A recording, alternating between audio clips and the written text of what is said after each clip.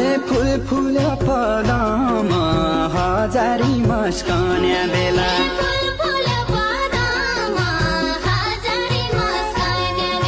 नमानै हदमा दिल दिउला जो बनल्यो